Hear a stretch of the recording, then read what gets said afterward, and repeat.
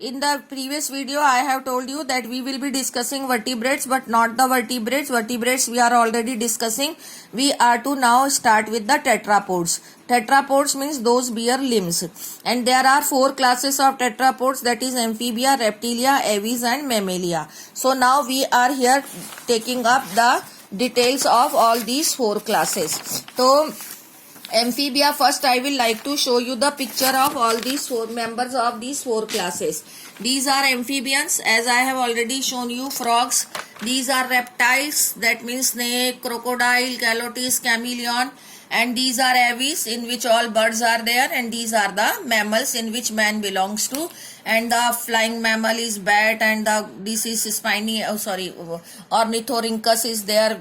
So that way these are the mammals are there. Now we are here coming to the difference of all these 4 classes.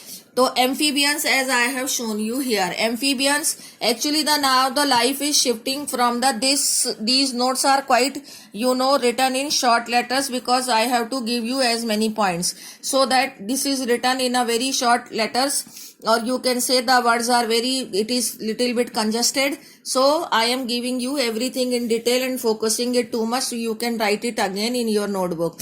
Look at here, amphibians habitat. They can live both on land and water. Actually, in previous to this class were Pisces, and Pisces are totally aquatic. But these amphibians, the life is shifting from water to the land, so they can live both on land and water.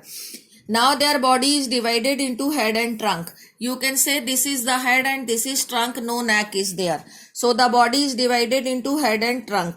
Tail may not be present, but sometimes tail is present. Like in this, the tail is there in salamander, but in frog there is no tail. So tail may present or may not present. Skin is mostly moist without the scales. Mucous glands are there, but the scales are absent. Now, skin makes it exoskeleton. Now it comes the forelimbs. These are its forelimbs, these are the hind limbs. And forelimbs possess 4 digits and hind limbs possess the 5 digits.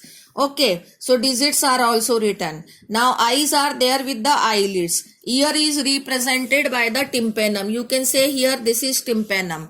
So it is representing the external ear. Now there is a very important term, cloaca. Cloaca means what? It is a common opening of digestive system. I have written in short: digestive system, excretory system, which is urinary system, and the reproductive system. So this type of common opening is called as what? Cloaca, which is the characteristic feature of this class. Respiration. In larva, the larva of frog respire through gills, but adult respire through lungs. Nervous system, very small, very congested it is written, but you listen to it properly. The double occipital condyle is there. 10 pairs of cranial nerves are there. This is you are to learn. Heart 3-chambered. As we are to see in next classes, it can become 4-chambered also. Now the cold-blooded, that means poikilothermus, definition I have already discussed. Oviparous, egg laying. Sexes are separate, male female are separate. Fertilization is external in the water, you have already seen in 10th class. Development is indirect, that means larva is formed in this class and which is called as tadpole larva.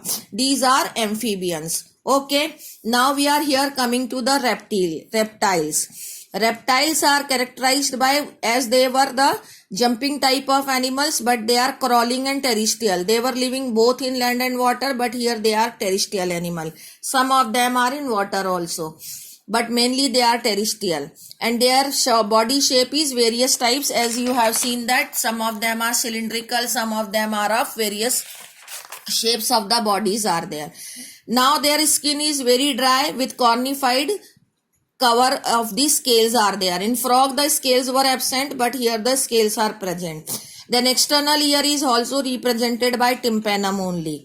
And limbs, as some of the reptiles are there with the limbs and some of them are without limbs. If the limbs are there, that is forelimb and hind limbs, the 5 digits are there. But in frog 4 and 5 digits were there.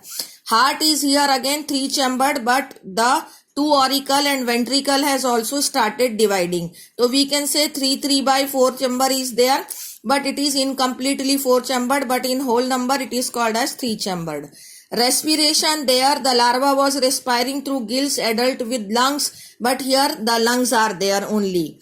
And they are also cold-blooded. Their double occipital condyle was there, but here single occipital condyle is there. Their 10 pairs of cranial nerves were there, here 12 pairs of cranial nerves are there. Here also the sexes are separate, where the fertilization was external, but here the fertilization is internal. And they are also oviparous. And direct development is there, but there in frog the development was indirect. So that way I have here discussed the two classes with their differences. Okay, however you are to learn the difference of all the four classes, but you know I have to limit the video so that I will be taking next two classes in the next